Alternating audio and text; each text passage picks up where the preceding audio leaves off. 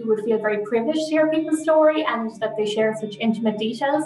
I really, really enjoy helping people, and that's the most rewarding thing in the world for me. It's definitely a privilege, and you just feel like you're doing some good.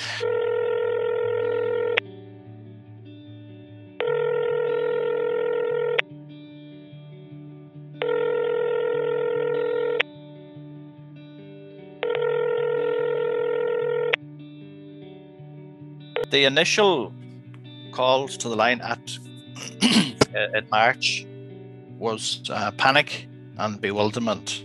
Yeah, loneliness would be a lot of the issues that people would ring would stem from loneliness, because people just think that their lives are changed. And a lot of the sort of older people would say, well, maybe the younger people growing up now will see normality, but they think they won't. You know, it's very sad with the way it's affected people. They've been sort of closed up for so long.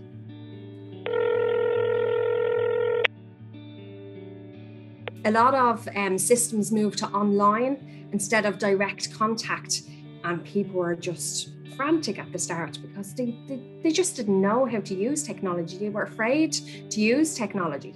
And then as the weeks went on, you could see a difference in the callers. They were thinking more reflectively on their life, and they had that time and they wanted to improve in their life.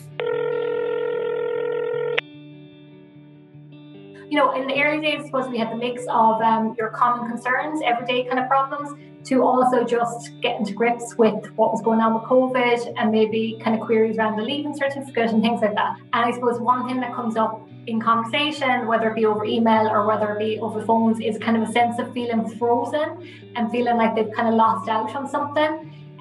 So particularly, for example, college students starting their first year in college, kind of a sense of like they're not getting the college experience and maybe, you know, kind of difficulty making friends in an online environment. I had one person in particular, she phoned us because she wanted to see her family. She didn't want to just hear them, she wanted to see them. And then I posted out information on how to log on.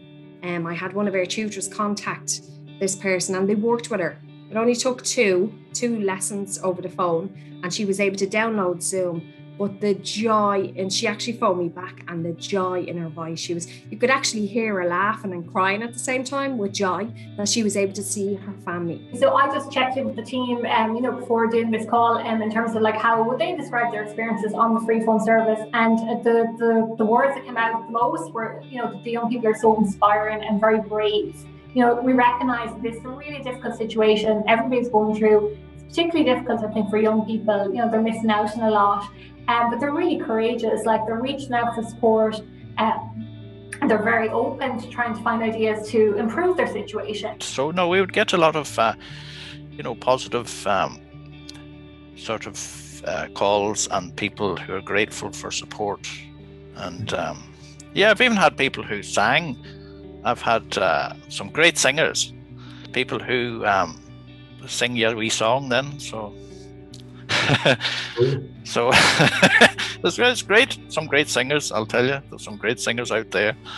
Yeah, everybody, maybe in years to come, when they're talking about the pandemic, you'd like to feel like you've done some to help, you know. So I'll always be glad that I felt like I'd done some good.